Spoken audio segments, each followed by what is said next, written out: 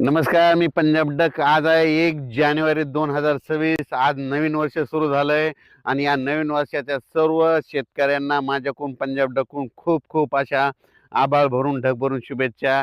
नवीन वर्ष आमच्या शेतकऱ्यांना सुख समृद्धीचं जावो, आमच्या शेतकऱ्याची उत्तर प्रगती हो अशी ईश्वराचरणी प्रार्थना करतो. आणि या ठिकाणाहून सर्व महाराष्ट्राच्या शेतकऱ्याला आता त्या जानेवारी महिन्यातला अंदाज एक देतो. आज आहे 1 जानेवारी 2026. आज नवीन वर्ष सुरू झालंय. आजपासून राज्यात ढगाळ वातावरण राहणार आहे, म्हणून वेलवर्गीयसाठी ऊस उगवण्या शेतकऱ्यासाठी आनंदाची बातमी. त्याच्यानंतर ज्यांना वेलवर्गीय टरबूज खरबूज आहे त्यांच्यासाठी आनंदाची बातमी. थोडी थंडी कमी होणार आहे, थोडा आभाळ येणार आहे. 8 दिवस थोडं भाग बदलत बदलत आभाळ राहणार आहे, म्हणून हे अंदाज सर्व शेतकऱ्यांनी लक्षात घ्यायचा. आणि 2026चा सांगायचं झालं तर 2026 मध्ये सरासरी इतकाच पाऊस पडणार आहे, म्हणजे खूप असा नुकसानकारक पाऊस पडणार नाही. फक्त परतीचा पाऊस जास्त पडणार आहे, म्हणून हा अंदाज महाराष्ट्राच्या सर्व शेतकऱ्यांनी लक्षात घ्यायचा. म्हणजे ज्या ज्या वर्षी सरासरी इतका पाऊस पडतो ना, त्या वर्षी शेतकऱ्याचे पीक चांगले येतात. शेतकऱ्याला सोयाबीन चांगलं होतं, शेतकऱ्याचा कापूस चांगला होतो, शेतकऱ्याला हरभऱ्याचं पीक चांगलं येतं, ज्वारी ही पीक निघतं चांगलं येतं. म्हणून सरासरी इतका पाऊस शेतकऱ्यासाठी परवडतो. जर दुप्पट पाऊस झाला तर मग ते शेतकऱ्याचं नुकसान होतंय. म्हणून यावर्षी चांगला पाऊस पडणार, म्हणजे सरासरी इतकाच पाऊस पडणार आहे, खूप नुकसानीचा पाऊस पडणार नाही, म्हणून हे लक्षात घ्यायचं.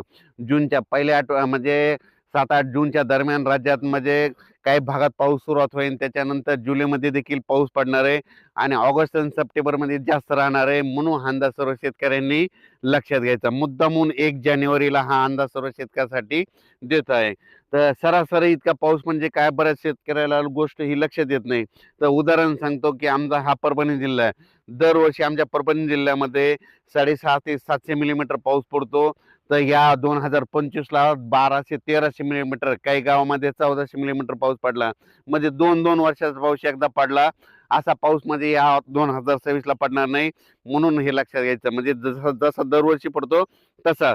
आणखीन एक उदाहरण सांगतो, सोलापूर जिल्ह्याची दरवर्षी पाऊस. सोलापूर जिल्ह्याला काय होतं, 350 ते 400 मिलीमीटरच पाऊस पडतो. पण यावर्षी सोलापूर जिल्ह्यामध्ये 2025ला उन्हाळ्यामध्ये 400 मिलीमीटर पाऊस पडला आणि पावसाळ्यात 800-900 पडला. म्हणजे इतका पाऊस म्हणजे दुप्पट पडला. त्याच्यामुळे शेतकऱ्याचं सगळं नुकसान झालं, सगळं द्राक्ष बागायतदाराचं झालं. तसा म्हणजे आता 2026ला पाऊस पडणार नाही, सरासरी इतका पाऊस पडणार, पण पिकं खूप चांगले येणार आहेत.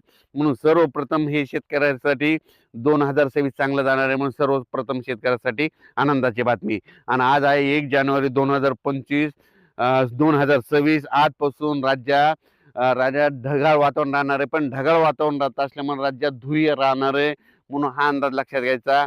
ज्यांना हरभऱ्याचं पीक असेल तर तुम्ही फवारणी करू शकता, पाणी देखील देऊ शकता. कारण की धुईचं वातावरण असल्याच्या नंतर धुई काय होते, फुलात धुई आल्याच्या नंतर फुलाचं नुकसान होतं, म्हणून एक बुरशीनाशक, एक कीटकनाशकाची फवारणी करून घ्यावी.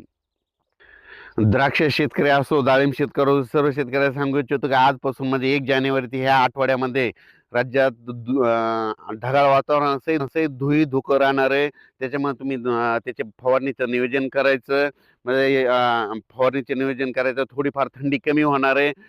आणि थंडी कमी झाल्यात ना 20 जानेवारीपर्यंत राज्यात थंडी राहणार आहे, म्हणून खास करून थंडीचे जे पीक घेतले त्यांच्यासाठी आनंदाची बातमी. हरभरा पिकासाठी चांगलं, गव्हासाठी चांगलं, म्हणून हे अंदाज सर्व शेतकऱ्यांना लक्षात द्यायचा. अचानक वातावरण बदल झाला तर परत एक मेसेज दिला जाईल. धन्यवाद.